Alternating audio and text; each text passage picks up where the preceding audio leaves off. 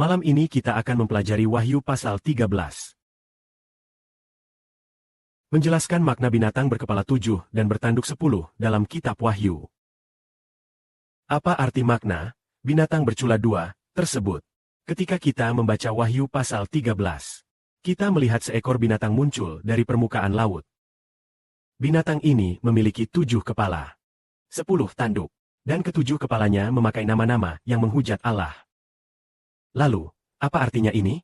Artinya, binatang ini melambangkan negara-negara dunia yang dipimpin oleh iblis. Negara-negara dunia disebut sebagai binatang.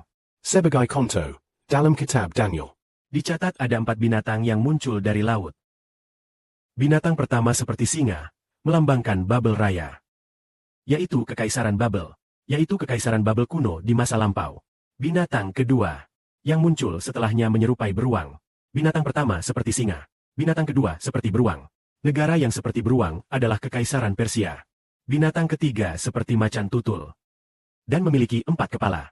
Binatang ini melambangkan Kekaisaran Yunani. 4 kepalanya menunjukkan bahwa Kekaisaran Yunani kelak akan terbagi menjadi 4 kerajaan. Kemudian muncullah binatang keempat yang jauh lebih menakutkan. Tidak dapat digambarkan dengan kata-kata. Binatang keempat ini memiliki gigi besi dan taring tembaga, yang melahap dan menghancurkan segalanya. Binatang keempat ini adalah Rusia. Sekarang kita akan membahas 7 kepala dari binatang berkepala 7 dan bertanduk 10. Apa arti dari ketujuh kepalanya? Ketujuh kepala itu melambangkan 7 negara. Negara-negara mana saja? 7 negara yang menganiaya umat Allah sejak penciptaan. Negara pertama.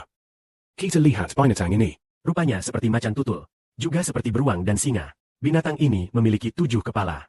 Kepala pertama adalah Babel, yaitu Mesir. Yaitu Mesir kuno.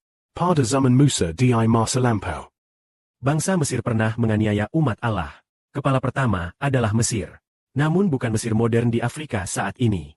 Mesir masa kini tidak lagi menganiaya umat Allah. Yang dimaksud adalah Mesir kuno. Lalu, kepala kedua adalah negara mana? Oh, kepala kedua adalah Asyur. Asyur pernah menganiaya umat Allah. Pada zaman Hizkia, Raja Asyur bahkan menawan bangsa Israel dan membawa mereka ke tanah Ararat serta tempat-tempat lain. Kemudian kepala ketiga adalah Babel.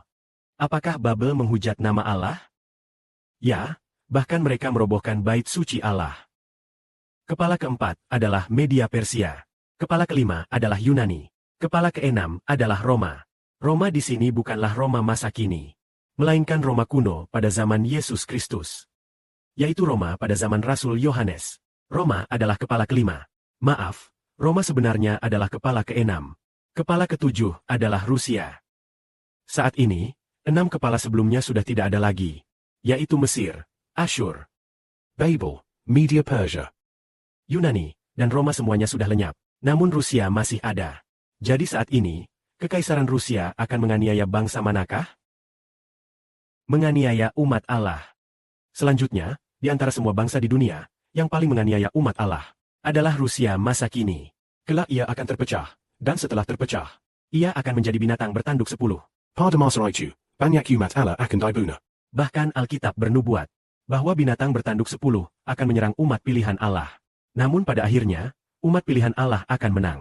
Mari kita lanjutkan. Inilah 10 tanduk. Saudara-saudari, kini kalian paham arti 7 kepala binatang berkepala 7 bertanduk 10. Ketujuh kepala ini melambangkan 7 negara yang menganiaya umat Allah. Saudara 11 Bo, tolong ulangi sekali lagi.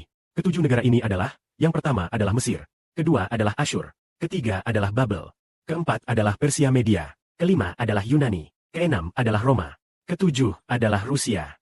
Sekarang, keenam negara sebelumnya sudah tidak ada lagi. Hari ini, meskipun masih ada Roma, namun negara ini bukan lagi Roma yang dulu menganiaya.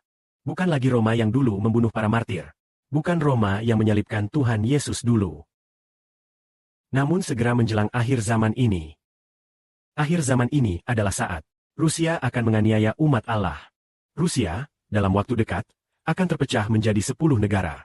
Itulah binatang berkaki 10. Binatang berkaki 10 itu, tanduk ini berada di atas kepala. Tanduk dari lembu yang sedang bertarung. Disebut 10 tanduk. Artinya, 10 raja akan memerintah Rusia. Di masa depan akan ada 10 negara. Kemudian, setelah Rusia terpecah menjadi 10 negara selama bertahun-tahun, sekitar 10 tahun kemudian, mereka akan membentak persekutuan. Masa inilah yang disebut binatang bersepuluh tanduk. Ia akan menganiaya umat Allah. Selanjutnya, setelah Rusia terpecah, Yang tersisa hanyalah Rusia, Inggris, dan Amerika Serikat. Mereka terutama yang akan menganiaya umat Allah. Kemuliaan bagi Bapa dan Tuhan.